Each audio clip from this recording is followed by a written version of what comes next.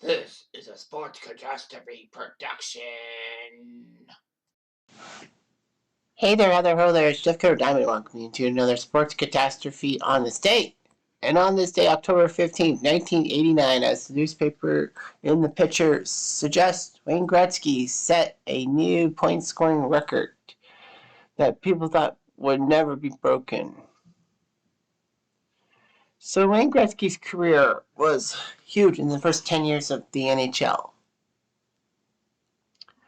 Gretzky would set many records, age group records, and then was a phenom going to the OHL, playing 1 year for Sault Ste. Marie, and then deciding to go to the World Hockey Association because they would take 17-year-olds and all that. He was the star attraction for the Indianapolis Racers for a few games. There was a lot of fan clubs to him, but the Racers were running out of money, so they basically sold him to Edmonton. And a deal then involved Peter Driscoll, Eddie Meal, and a lot of cash. But it was not enough cash to make Indianapolis stay afloat, and the Racers had to fold a few games after Gretzky was traded to Edmonton. So that practically meant all that. But Edmonton signed Gretzky to a personal services contract until the end of the 20th century. So he played 1 year in the WHA for Edmonton, and then Edmonton got absorbed into the NHL alongside Winnipeg, Quebec, and Hartford. And he was pretty good. He tied for the scoring lead as a rookie, but he lost it based off of goals scored. And he didn't even win the Rookie of the Year because they didn't consider him a rookie because he played in a professional league, which was the World Hockey Association. So that's what happened. Anyway, so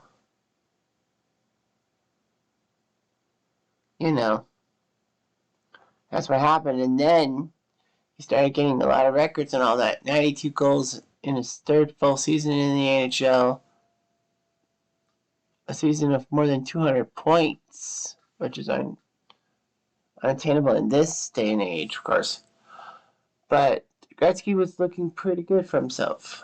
He helped Edmonton win 4 Stanley Cups, and he was on top of the world. And then Edmonton was crying financial problems, so Puckington sold him to LA for $15 million and other players.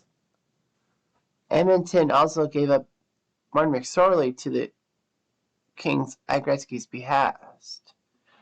The Kings sent Jimmy Carson, who was his phenom, but he didn't like Edmonton, and then soon by 1989 he would be shipped off to Detroit in the Peter Klima trade.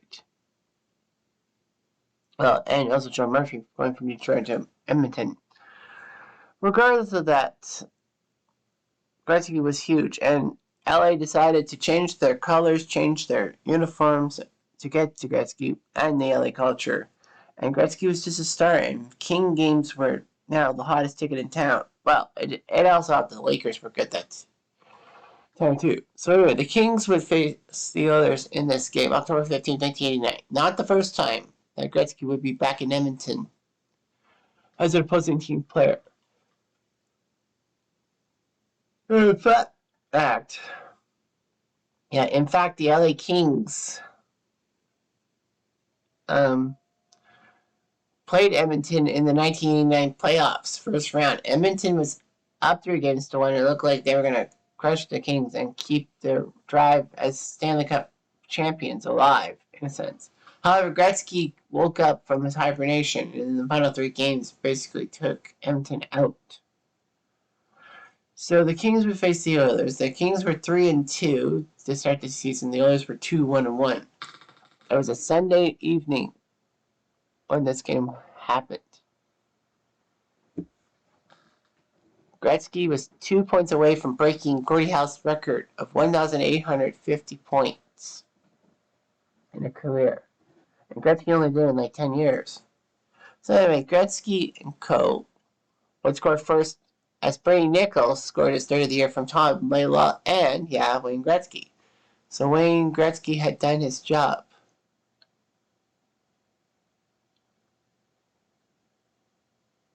and scored a point. So now the next point would be the record breaker.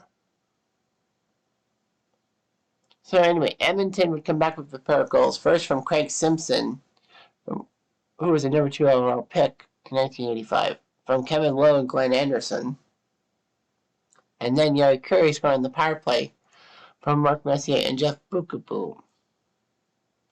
LA tied the game with Stu Duchesne scoring from Dave Taylor and Barry Beck. So, good job by LA. Yeah, Barry Beck was a king. That's funny. Second period, Edmonton got the lead back as Craig Muni scored from Messier and Curry. And then Brady Nichols got a second of the night from Duchesne and Larry Robinson. Kitchener! So, yeah, that's what happened. In the third period, Edmonton got the lead on a goal by Kevin Lowe on the power play from Chris Joseph. Not Curtis Joseph, Chris Joseph. And that's a Tikkanen.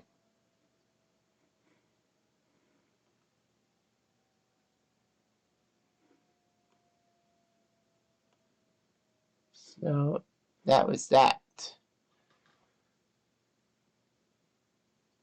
And then and then it had happened. The Kings were pulling the goalie and making a 6-man and all that.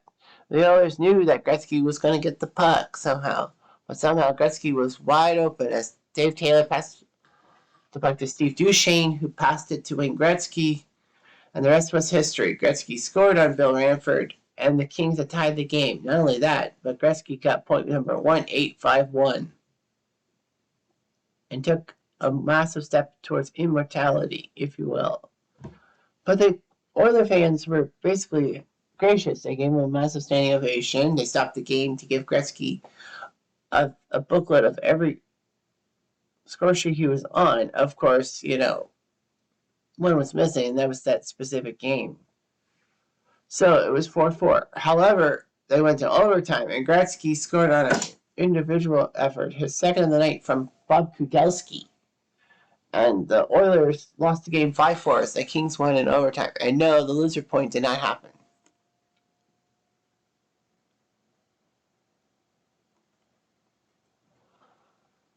So the Kings did it.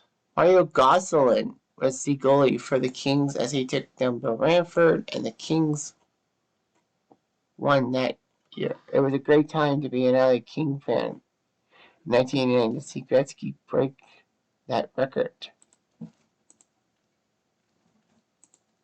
So that was big.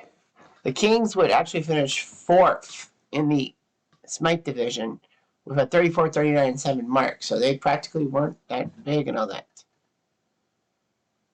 But somehow, in some way, the Kings would face Calgary in the divisional semis, and the Calgary Flames were the defending Stanley Cup champs. And in a 6-game series, the Kings beat the Flames thanks to an overtime goal by Mike Krzyzewski, who was laying flat on the ice and somehow deflected the puck over Mike Fernie. So the Kings would move on to the division finals where they would face, guess who? The Edmonton Oilers. The Oilers did not fuck up this time like they did last year. They swept the Kings out of town. Oh, that Gretzky would end up scoring 142 points that year. 40 goals and 102 assists. He won the Art Ross trophy for highest scorer, and finished second in the Lady Byng for Gentleman League. Luc Robitaille would actually make it on the All-NHL team, his first team left winger, scoring 101 points, including 52 goals. Brady Nichols would score 75 points for third place on the team. The 1990 Oilers finished second in the Smythe with 90 points, 10 games above 500, and of course, they were behind their rivals, the Calgary Flames. They would face the Winnipeg Jets, and somehow the Oilers were down 3-1 to the Jets. So it looked like Edmonton would have another player failure. But, like the previous year, there was a 3-1 comeback, as the Oilers did the comeback this time. Instead of being the victims, they were the perpetrators. They swept the Kings in the division finals. They took care of the Blackhawks in the conference finals. And then in the final Stanley Cup, they took care of the Bruins to win the Stanley Cup. It's kind of weird how Gretzky's former team could win the Stanley Cup without him. With or without you. But yeah, that's what happened.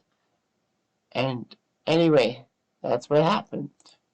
Gretzky's record will probably stand the test of time. It's Gretzky would, 5 years later, in 1994, set the goal scoring record, which is being threatened by Ovechkin as of this taping. But, the points record, unattainable. Anyway, I'm going to do